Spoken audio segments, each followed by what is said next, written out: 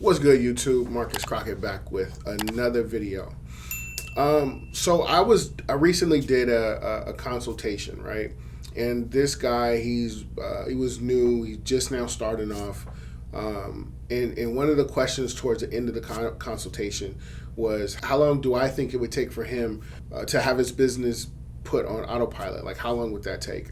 And that's kind of like one of those questions that there's really no real answer to. It's just like, how hard are you willing to work? I gave him that kind of answer, but then after I got off the phone with him, I actually had to call him back, and we talked about it for another 10 or 15 minutes, and I just had to be honest with him.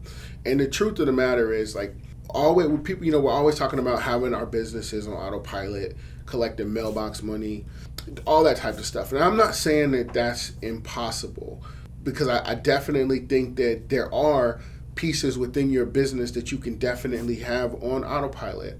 If your system is good enough, if it's big enough, you can have the majority of your system on autopilot. Like right now, I would say like anywhere from 90 to 95% of my company runs on autopilot. I'll give you a couple examples, right? So last night, on any given night, but last night we probably had around, I don't know, like 25, maybe 30 accounts that were cleaned just last night, right? And while those accounts were being cleaned, I was at home with my family. We watched movies and we hung out, and I just stayed home. It was raining, it was a storm, so we just stayed inside, and all of the work got done, right? So in that sense, like, yeah, my night last night was on autopilot. Well, for the most part, I did get up and I had to leave to go deliver some paperwork to a subcontractor, but I had to leave my house to go do that, and that was work. So if the business was 100% on autopilot, I never would have had to leave. But there are things that I do have to do. Sometimes I expect things, sometimes they're unexpected. Like one of the parts of my business that I really enjoy, I enjoy doing the walkthroughs. I enjoy going out, meeting with the customer, and shaking their hand, taking the measurements, giving them quotes, like that's one of the things that I enjoy doing. So regardless as to how big the company grows, I'll always have my hand in that part of the business. But it's just one of those things. And then I look at a lot of different people that I know in different levels of this industry with their business. I know people who are just starting. I know people who have been for a couple of years. I know people who are doing middle six figures, low six figures. I know people that are doing multiple seven figures a year.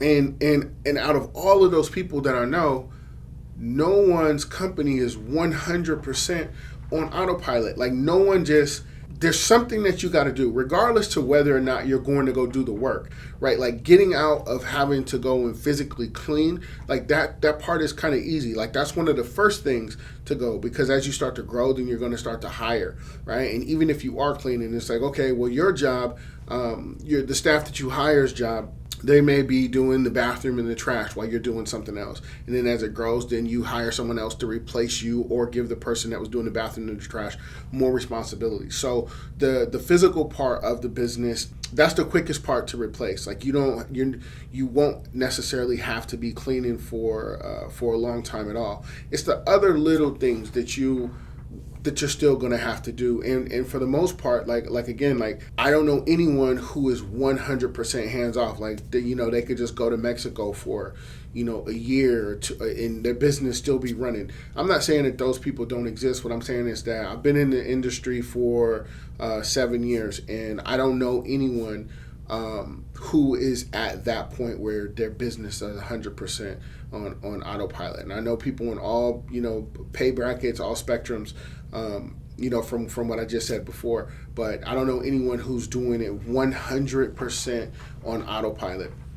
And then I got to thinking about the other industries, right? So I'm not going to say I'm involved, but I know a lot of my clients. I have doctors, I have attorneys, I have chiropractors, all sorts of surgeons. We do a lot of surgery centers, and I'm just trying to name like some of the self-employed places. All of these people, Even especially the doctors. The doctors may have, one or two different practices, but they're always at work. They're always working, right? A lot of the attorneys are always at work. And so the point of me saying all this is that last week, right, like my birthday just passed, and I had to go meet with, this is a newer client. We had them for about a month. And after the 30 days, he wanted me to come in and talk. And I wasn't, like, I'm getting over it now, but I was pretty sick at the time. So I go in and we're talking. There's a couple of things that we need to fix, but for the most part, like, the conversation was great. I let them know that, that particular day was my birthday. And this is a nice size, this is a daycare center, right? So they're not necessarily watching the kids, but it's like, Marcus, you could have came tomorrow. Like, you didn't have to come today on your birthday. I'm like, well, don't you guys work on your birthday? Like, they looked at each other, husband and wife. Was like, yeah, you know what, we do work on birthdays, sometimes Thanksgiving, and it's like, well, it's the same. So that led me, that just confirmed like what I was already thinking. Like, really don't really matter what industry you're in. If this is your business, this is your baby, then there's always going to be a certain level of work that you're going to have to do to maintain what it is that you've built. With them, they're not watching all the kids. They have staff to do it, but there's still something in there for them to do in order for them to maintain what it is that they built. So this whole myth, I guess, like it's on autopilot. I got mailbox money. It's just coming in. Yeah, you don't necessarily have to do the work that you were doing when you first started, but you're still going to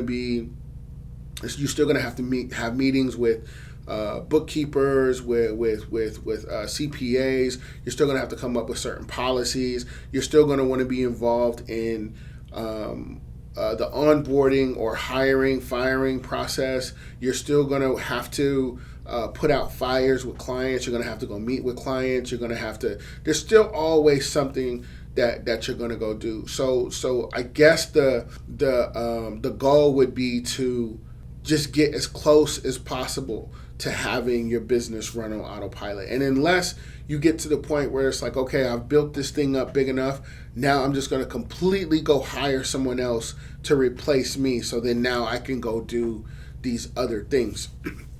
Like, if you get to that point, then yeah, I guess it's 100%. But then you still gotta, do the different things to manage them. You're still gonna have to check in with them. So if you're just starting, think about like how you can take yourself out of doing a lot of the tedious work as possible. Do the things within the business that you enjoy. And with all of that said, I'm about to go ahead and hop off of here, guys. But like I say, I'm always dropping jewels. Just make sure you're in position to pick them up. You do that by liking, commenting, and subscribing. Links to all of my consultations are down below. Once again, my name is Marcus Crockett. I will catch you in the next one. Peace.